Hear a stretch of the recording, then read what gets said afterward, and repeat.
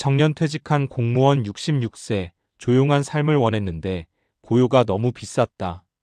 서론 시끄러운 인생 끝에 다들 조용함을 꿈꾼다.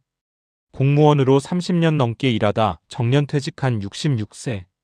그가 은퇴를 앞두고 가장 많이 했던 말이 이거였대요. 이제 사람 소리 좀 안 듣고 살고 싶다. 민원 전화 회의 보고서 늘 누군가의 요구에 반응해야 했던 삶.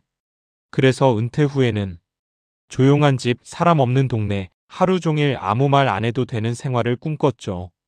도시를 떠나 작은 전원형 주택으로 옮겼습니다. 처음엔 정말 좋았어요. 아침에 새소리 들리고 차 소리 없고 밤엔 적막할 정도로 조용했죠.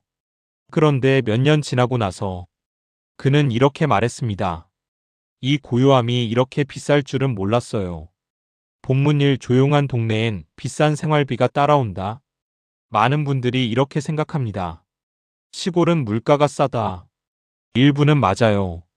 하지만 은퇴 후 삶에선 생활비 구조 자체가 달라집니다. 병원 하나 가려면 차로 40분. 대중교통 거의 없음. 장 보려면 대형마트까지 이동. 배달 공공서비스 부족. 이런 환경에서는 차량 유지비가 필수고 시간과 돈이 함께 들어갑니다. 도시에서는 한 번에 해결되던 일이 여기선 하루 일이 되고 그 하루는 비용으로 바뀝니다. 조용함은 공짜가 아니었던 거죠. 본문 이 집은 싸게 샀는데 유지비가 계속 나갔다.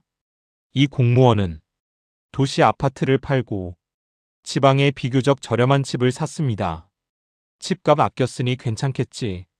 하지만 단독주택의 현실은 달랐어요.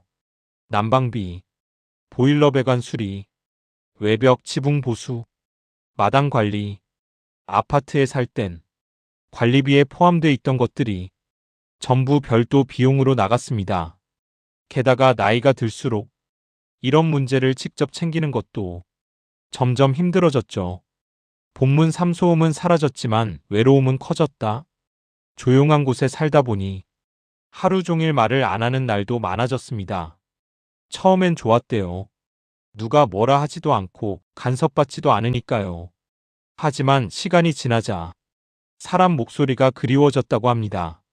가족은 멀고 친구들은 바쁘고 동네의 또래는 많지 않았죠. 고요는 점점 외로움으로 바뀌었습니다. 사례 1 퇴직 공무원 63세, 병원 거리 하나가 노후를 흔들었다. 비슷한 시기에 귀촌한 63세 공무원. 건강엔 자신 있었지만 갑작스러운 수술이 필요해졌습니다. 병원 접근성이 떨어지다 보니 치료와 회복이 더 힘들었고 결국 도시의 임대주택으로 옮겼습니다. 집은 남았지만 생활은 두 군데로 나뉘었죠. 사례 2 공기업 출신 67세, 차 2대 유지가 부담이 됐다. 부부가 각각 움직여야 해서 차를 2대 유지하던 공기업 퇴직자. 보험료, 수리비, 유류비가 쌓이자 조용함보다 부담이 커졌다고 말합니다. 사례 3교직 퇴직자 65세, 하루가 너무 길어졌다. 귀촌 후 특별한 일정 없이 하루를 보내던 교직 퇴직자. 아무 일도 없는 하루가 이렇게 무서울 줄 몰랐다. 결국 다시 도시로 돌아와 평생교육원 강의를 시작했습니다. 마무리 고요는 사는 게 아니라 관리해야 하는 삶이다. 정년퇴직한 공무원 66세. 그는 지금 이렇게 말합니다.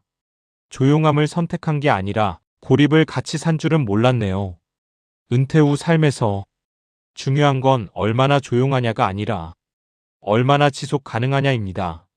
사람과의 거리, 병원과의 거리, 생활비와의 거리.